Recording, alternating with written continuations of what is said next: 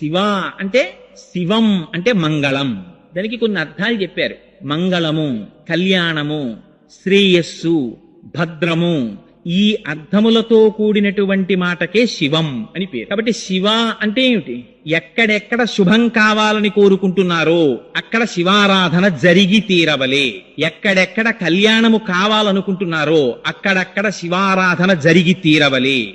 ఎక్కడెక్కడ మీరు కళ్యాణము, భద్రము, శ్రేయస్సు, క్షేమము, యోగము, శాంతి వీటిని కోరుతున్నారో అక్కడక్కడ శివాభిషేకం జరుగుతూనే ఉండాలి. అందుకే పుట్టకోడిని నక్షత్రంలో పిల్లవాడు పుట్టాడండి, శివాభిషేకం చేసుకోండి. ఏమండి దుర్నిమిత్తములు కనపడుతున్నాయి, శివాభిషేకం చేసుకోండి. జాతకంలో రాకూడని గ్రహం వచ్చింది, పరమేశ్వరుడికి అభిషేకం చేయించుకోండి. నారుద్రో రుద్రమర్చయేత్, ఆయన్ని న్యాసం చేసుకుని ఆవాహన చేసుకుని అప్పుడు కూర్చుని శివాభిషేకం చేస్తారు. అదిగో అంత పరమ పవిత్రమైనటువంటి ఆ శివ అన్న నామం ఆయన సర్వ